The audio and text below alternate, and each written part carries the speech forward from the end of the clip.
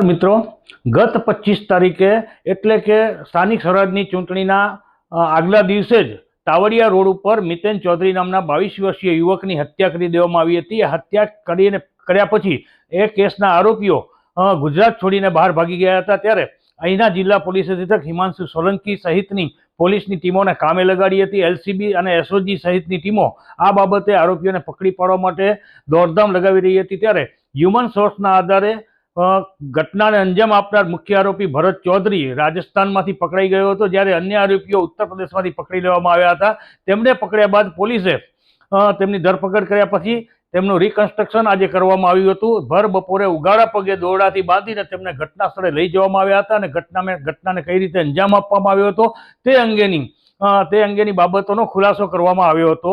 જો આ દ્રશ્યો પરથી દેખાઈ આવે છે કે કઈ રીતે પોલીસે પકડાયેલા આરોપીઓની સરભરા કરી છે।